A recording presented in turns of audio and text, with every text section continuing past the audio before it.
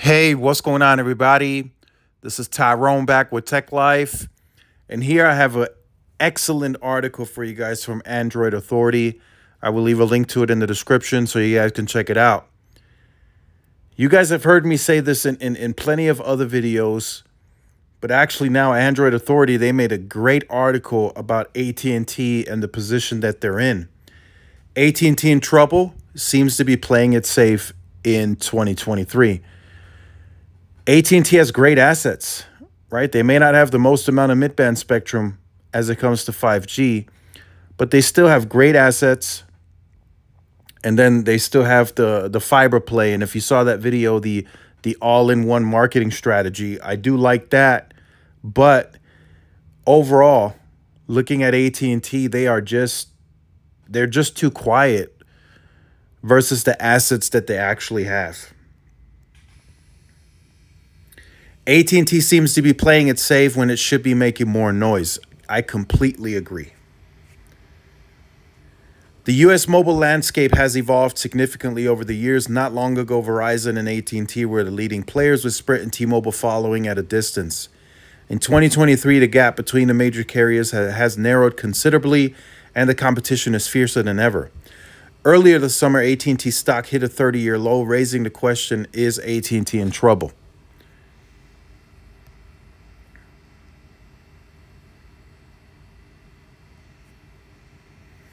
And here's a plan comparison between all the carriers. And then it starts here. AT&T just seems to be playing it safe and boring. In the media, they are usually the quietest out of the two or out of the three. Right? And we pretty consistently get plan changes from T-Mobile and Verizon, and AT&T goes missing. Although I have heard of them making some changes, but nothing has come to light yet on those changes.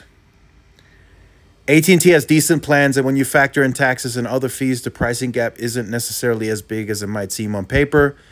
It's very real, though. The bigger issue is that the company seems to be playing it safe. Safety can come off as boring. I feel like I'm constantly hearing about new plans and upgrade features for T-Mobile and Verizon. Sometimes these plans are met with negative reception, but people are still talking about them. And this is completely I completely agree with this. People are still talking. They're going to the websites after the plan changes. Maybe they're even calling in. That's how you get people excited about, the plans and looking into it. And then the sales rep is like, hey, now that I have you on the phone, maybe you don't like this plan, but what about this plan, right? It gets engagement, it gets traffic.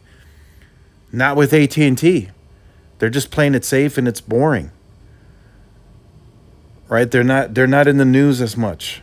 They don't engage in the perks as much. Right? Verizon is engaging heavily in the perks, especially on the Plus Play. They're adding in more stuff, discounts here. They got the NFL Sunday ticket. Now they're doing like 40% off of NFL Plus. So they're engaged. We all know T-Mobile's loud. They're doing their perks. They've had plan changes. They do phone freedom. That gets them into the conversation. With AT&T, it's really just plain boring. Like I said, they have great assets. They present a great product with fiber. You bundle that all in one. You can get a great deal with a great performing product. But there's just no excitement around it. They need better personnel in their social media marketing. They need to bring excitement to the company and make it less boring.